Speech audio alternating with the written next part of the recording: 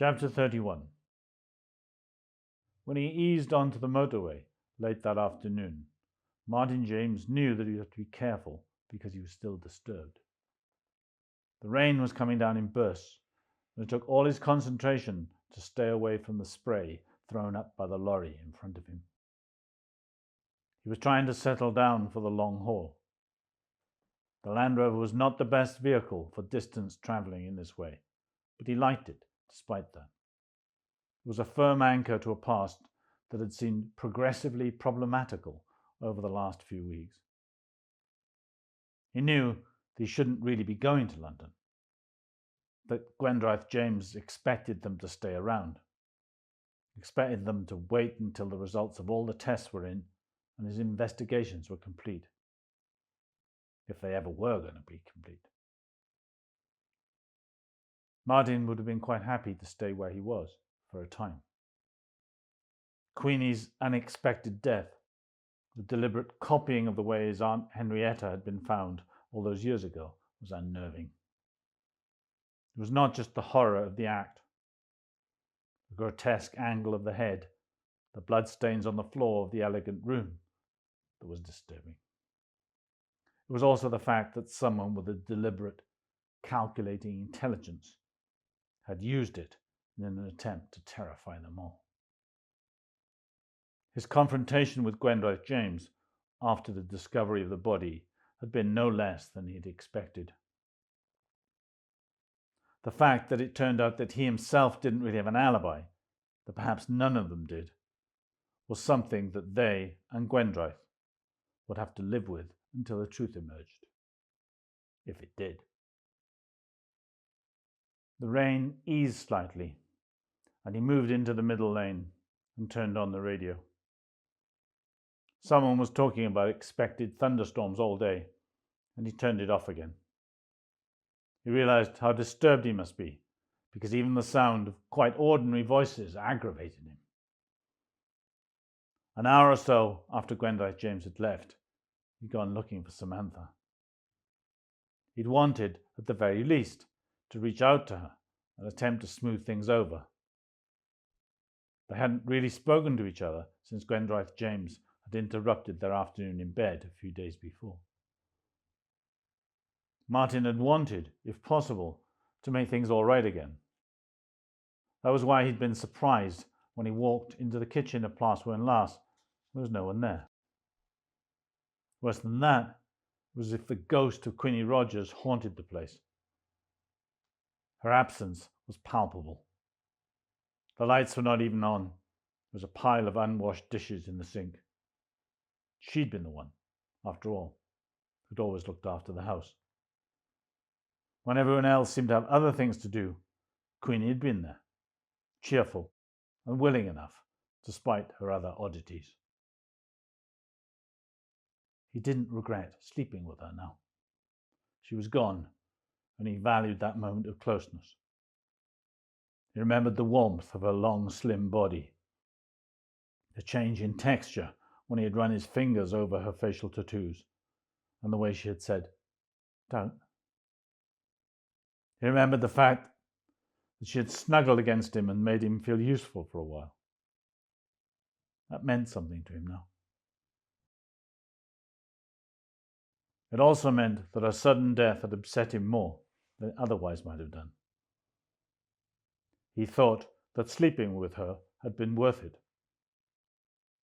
He particularly felt that now, driving through the cold, wet, falling darkness when he was alienated from Samantha.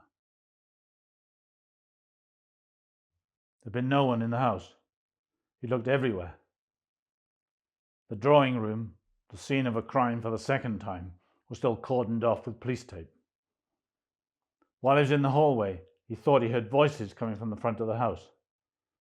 When he opened the door, he saw Marion Keynes and Jane Marion getting out of Samantha's green Toyota. There was an ease between them, a study in contrasting elegance. Samantha's mother was wearing a belted grey coat and black slacks with a white scarf knotted at her throat. Hardly country wear, Martin thought, but she carried it off with casual poise that her daughter had probably inherited. Marion Keynes, on the other hand, had a toggled fawn jacket and headscarf, as if she had modelled herself on the Queen's country outfit. It was she who spoke to him as he crossed the front yard towards them. "You've just come back from the station." "Station?" "We've taken Samantha," Jane Merriam said. "Just in time for the London train." His reaction was immediate. "But I thought we were supposed to stay here, Gwendraeth." Jane Merriam interrupted him. "You were at school with him, weren't you?" "Was he always so bumptious?" Bumptious was hardly the word he would use to describe Gwendraeth James, Martin thought. Overbearing, perhaps, even arrogant, but not bumptious.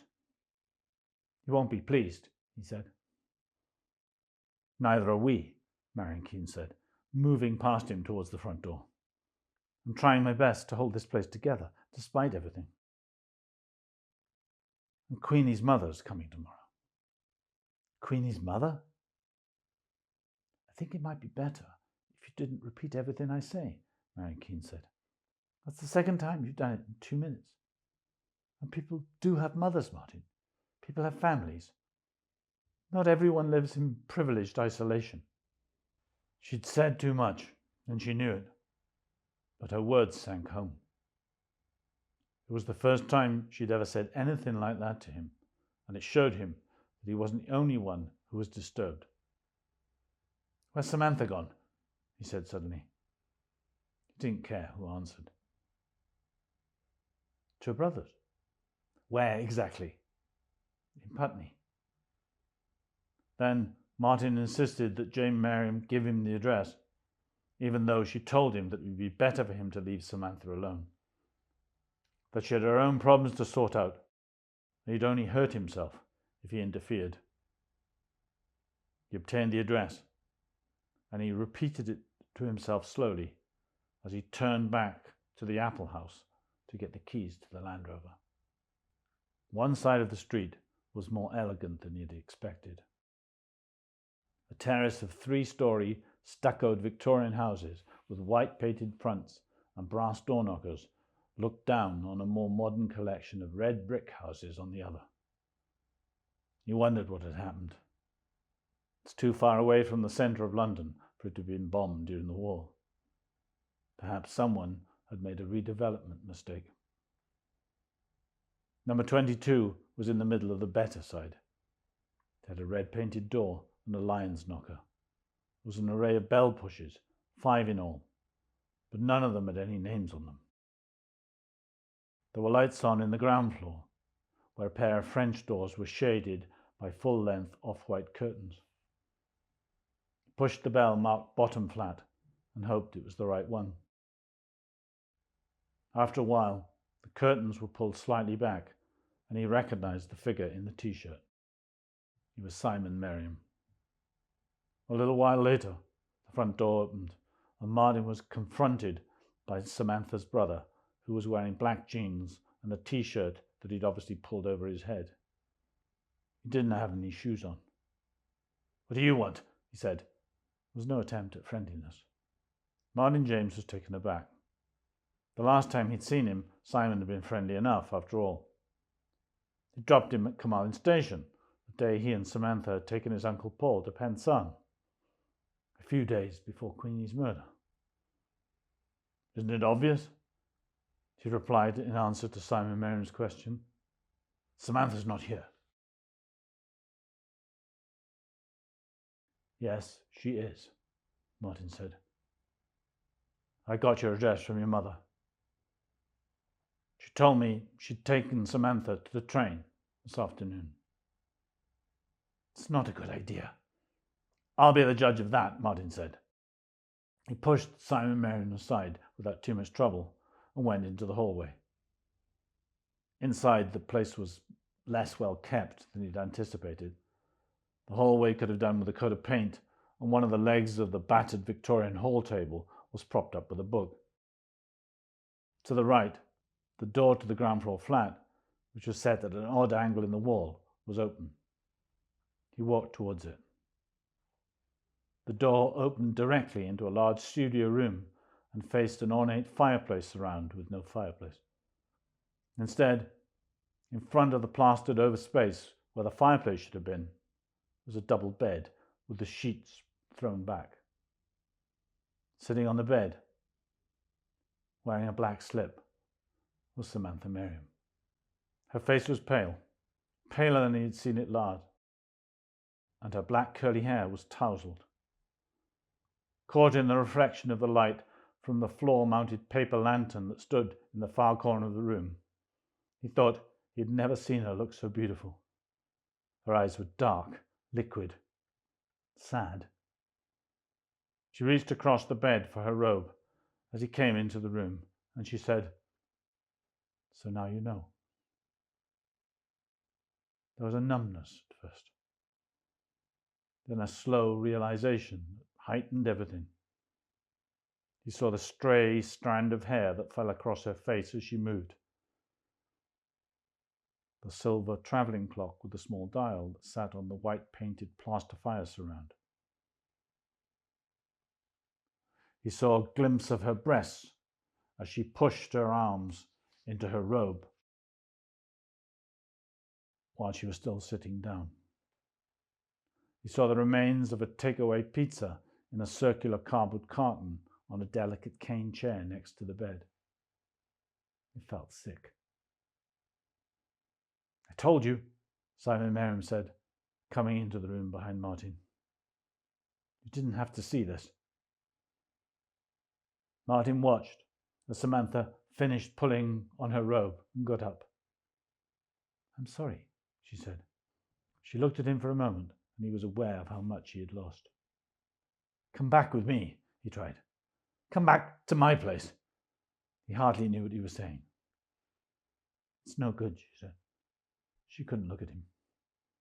"Don't you see she'd do anything? She'd do anything for me," Simon Merriam said. Martin James turned to face him. Simon Merriam was about 10 years younger than he was, and his thinness was exaggerated by the black t-shirt and jeans. His arms were also thin and pale, and his eyes were too close to his nose. "Shut up," he said. Then he pushed his way past him, and he went out of the house. That brought it all back. The thought that Samantha was sleeping with her brother was appalling. It made a mockery of everything. When he got to the flat, he was lucky to find a narrow parking space in front of the house. He eased the Land Rover into the tight spot, locked it up, walked down the pathway, and was just about to insert the key in the lock when the door opened and Jenny stood there in front of him. She was wearing tight jeans and a blue off-the-shoulder top and a plastic flower on the left side of her head. "Martin," she said, delighted. "I thought I heard someone. We were just beginning to think the Welsh had got you." "I am Welsh," he said, following her into the kitchen where a small dinner party was in progress. Jenny's friend Josie was sitting at the far end of the table, and next to her was her boyfriend Brian, a thick-set guy who for some reason always wore a Rasta hat. Across the table from him was a man with a pinched face and straight hair, who was a stranger to Martin. "I think you know everyone," Jenny said, "except for Simon." Martin nodded. He'd had his fill of Simons for that night. He tried his best to be polite when they made a place for him at the table. He ate some of the breaded chicken with soy sauce that Jenny had made. It was obvious he wasn't feeling sociable. He drank a glass of wine and pushed the food around his place for a little while, and then he excused himself. He went upstairs to his room, and he was glad of the quiet. He sat on the bed for a moment and tried to blot out what he'd seen in Putney. The familiar surroundings. His old pine desk against the far wall, the brocade-covered chair that he'd found in a junk shop in Camden Town, ought to have soothed him. Instead, he found himself hurt and irritated. The place didn't seem like home anymore. It seemed like what it had always been if he'd been truthful. A temporary respite until he decided what he really wanted to do with himself. He decided to lie down for a minute and he must have fallen asleep because a little while later, Jenny's knocking woke him. "Martin?" He told her to come in. He sat up in bed. His tongue tasted funny and he seemed to have a slight headache, which is unusual for him. "Sorry you're not feeling well," Jenny said. "I'm okay." "No, you're not." She came into the room, and he could see that she was holding a note. "Someone rang for you earlier. A woman. I forgot to tell you because everything was going on. She left a number. She wants you to ring back." "Thanks." He still felt flat. He thought there was a Tylenol in the desk drawer and that he needed to take some. "She sounds quite nice," Jenny said, still standing uncertainly in the shaft of light that came through the bedroom door. "Is that what this is all about?" "Yes," he said. It was easier than explaining everything. He looked down at the note she'd given him and saw that Jenny had written down Ffion Roberts' name and number.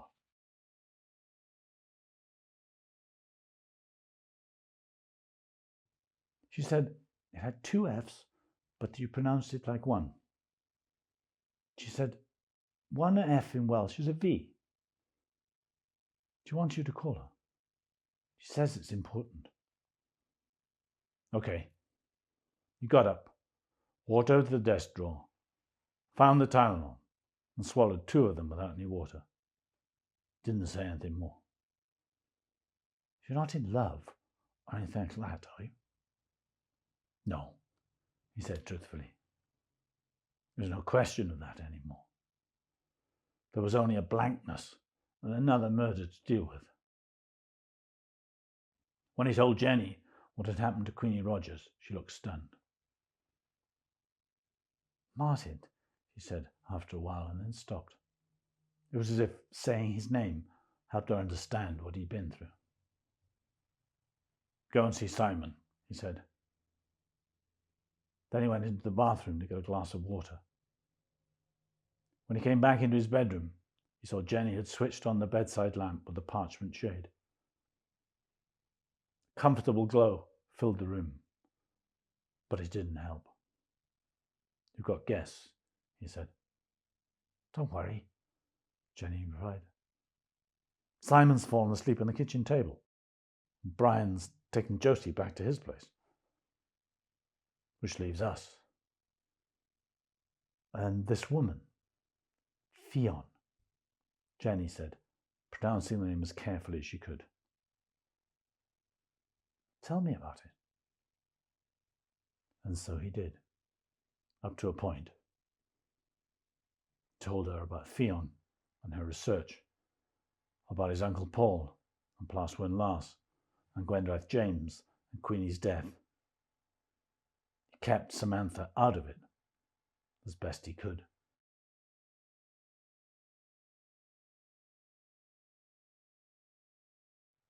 "I'll let you make your call," Jenny said after a while.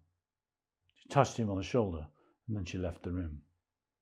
Left him wondering for a moment whether things could ever have been different between them. Ffion Roberts was still up.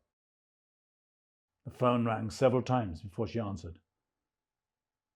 But when she did, Martin could picture her sitting in her study, surrounded by books and manuscripts, exactly anchored in a world of her own construction.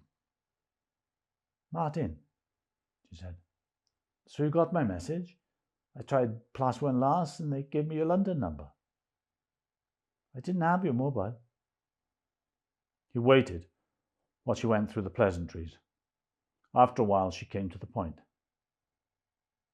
"I found something out about your great-uncle." "Pardon?" he said. It was as if her evident enthusiasm had shocked him into mere politeness. "It's to do with Josiah James," she said. "I really do need to see you." Partly because he was caught up in Fion's enthusiasm, and partly because he knew that he had to leave London as quickly as he could, Martin agreed to meet Ffion Roberts late the following morning. By 6 o'clock he was back on the motorway again. The fuel tank on the Land Rover was full. He'd had 2 cups of coffee, a shave and a shower, and apart from the fact that there was a sort of numbness behind his eyes, he was feeling better. Movement definitely helped. Martin reached the outskirts of Miser Bont by about 10:30 and parked the Land Rover in the shadow of the bridge on the edge of town. Stone arches reared across the floodplain of the river, which was high and swollen. The muddy grey colour of the water did not depress him as much as he'd expected. He watched it swirl around the constraints of the bridge pillars, and he wondered how long it would be before it rose over the banks and flooded the bright green spongy water meadows that filled the space between where he was parked and the river itself. He watched a boy in a leather jacket that was too big for him ride a BMX along the river path, and he looked down at his watch, and then he saw her. She was wearing a black jacket and tights, and she was accompanied by someone he thought he recognized. With a battered wax jacket and a mass of curly ginger hair and a way of jutting forward as he walked. He thought he saw some sort of disagreement between them, and then he saw the detective move away from Ffion Roberts and walk towards the bridge, followed by his sergeant. None of them appeared to glance in his direction, so he wasn't sure whether they had seen him. "Was that Gwendraeth James?" he said, as soon as she'd returned his wave, and had clambered up into the Land Rover to sit beside him. "What if it was?" she said. There was a sharp but pleasing edge to the perfume she was wearing, and he couldn't help noticing that the shape of her knees showed through her black tights. "You should have told me if it was him you were meeting." "Don't you start. I've just had one disagreement. I don't want to begin another." "With him? Who do you think?" There was an unexpected tone in her voice, which warned him not to push things too far. This was, after all, only the second time they had met, and she apparently had something important to tell him. He didn't want to upset her, so he decided not to say anything. In the distance, Gwendraeth James and his sergeant disappeared up the steps of the bridge. Ffion Roberts shifted towards him in the seat, and then she said, "Gwendraeth James thinks he should have a monopoly on any information that comes from me. More important, he seems to think I shouldn't talk to you." A large and jagged torn branch floated down the river in front of them. Martin was surprised by how fast it moved.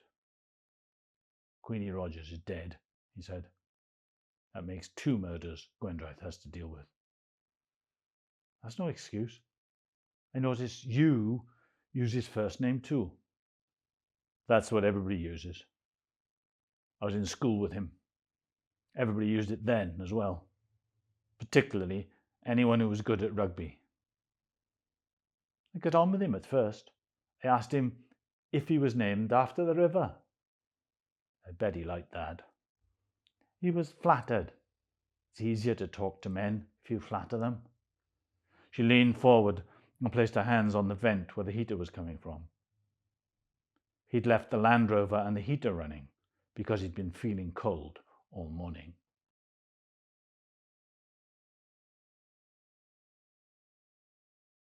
"Tell me about Queenie Rogers," she said. "It was a copycat murder. But then you probably know that." "Yes." "Even the axe was in the same position." "Yes." "Then what do you want to know?" "I want to know who you think would want to kill her." "You've been talking to Gwendraeth." "Never mind about that now. Answer my question." "I don't know who. Someone has it in for the James family, or Plas Wern Las. Someone who doesn't want that house to be a success." "Yes." "Where is all this leading, Ffion?" She took a while before she answered. She hunched up her shoulders and took her time thinking about it. Eventually she said, "There has to be a reason why your great-uncle left when he did, and left his children behind." "You're not suggesting a link between 2 murders and a dead sea captain in America?" "I don't know," she said, "but I think I found something important." "What?" "I want to show it to you. It's in the car."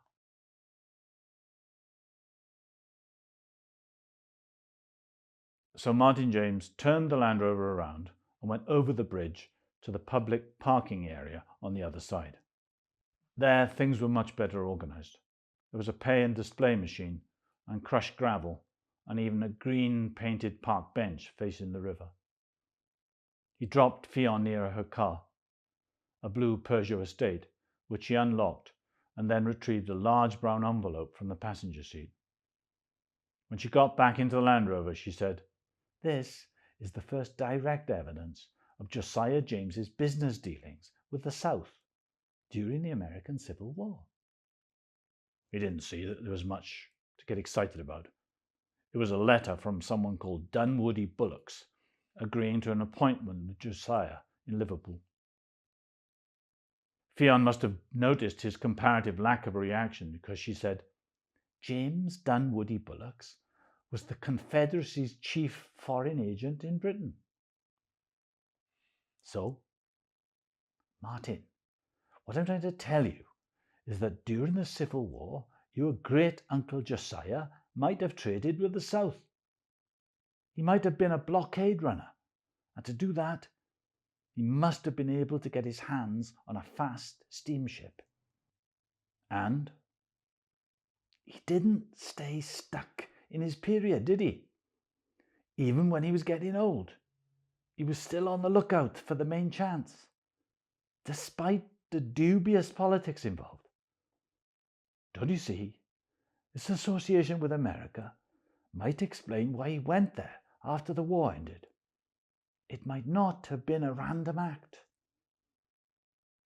"Then why did he leave his daughters behind in Plas Wern Las?" "I don't know," Ffion Roberts said, "but I do intend to find out."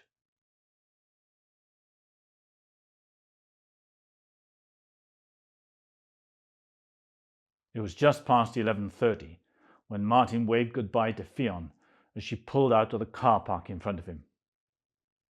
He was still disturbed by her contact with Gwendraeth James, and if he was not particularly excited by her revelation about his great-uncle's possible activities during the American Civil War, then that was because he had a lot of other things on his mind. On his way back to Plas Wern Las, he tried not to think about the previous night, but the image of Samantha sitting half-dressed on her brother's bed kept coming back like a nightmare. There was a car he didn't recognize parked in the driveway in front of the house. A Nissan people carrier. The front door was still open, and he could see the police tape still barring the entrance to the drawing room. There were still no signs of Marion Keynes's Volvo in the back of the house, so presumably the police were still looking at that. Marion Keynes herself and Jane Merriam were in the kitchen with another woman whom he didn't recognize. She was quite large, with auburn hair that was obviously dyed, and a tight black sweater that pushed her breasts up so that you could see too much of them. "Anyway," she was saying loudly as he came in, "I think he was the one who finished her serious relationship with men. She was more than half in love with him, but he was an airline pilot with no serious intention of marrying anyone, wasn't he?" Marion Keynes did the introduction. When she told Edith Rogers, Queenie's mother, who Martin was, the latter said, "So you're Martin, are you? Queenie did mention you." He didn't want to seem impolite, but he wasn't capable of much interaction that morning.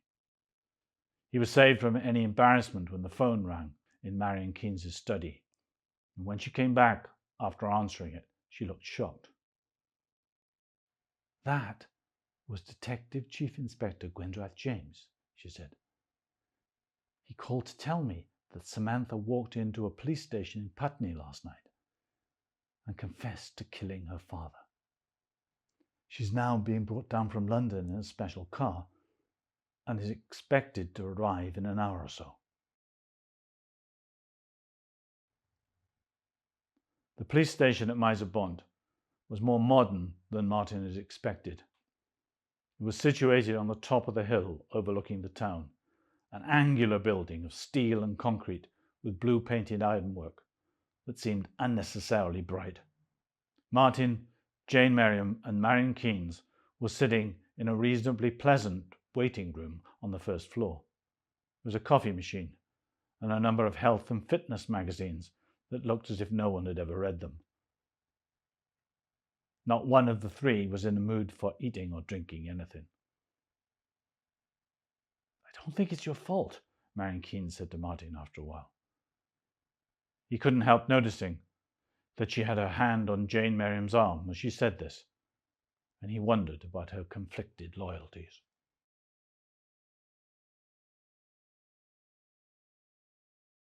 "If either of you had told me she was sleeping with him, I wouldn't have gone there," Martin said. He felt tired. "He's not really her brother," Jane Merriam said. She didn't look directly at him when she spoke. "If that helps." "I don't understand." "It was one of those things," Jane Merriam said. "We were happy enough when we were first together, Parker and I, so we couldn't conceive. Then, when a friend of ours, of Miriam and mine, had a baby she didn't want, adoption seemed the sensible thing. Some years later, before Parker left, I became pregnant with Simon." "So you both knew," Martin said. "But you didn't tell the children?" "Of course I said something. Samantha always knew." "So Parker was Simon's father, but not hers?" Jane Merriam nodded. She seemed to have aged considerably in the course of a morning, Martin thought. The lines around her eyes were more visible, and she seemed to have lost that air of bright confidence that had been part of her charm up to now. But Parker was always closer to her in a way, despite the fact she wasn't his. He left soon after Simon was born. They were never close. I don't think they ever really liked each other. "But Simon and Samantha," Martin said.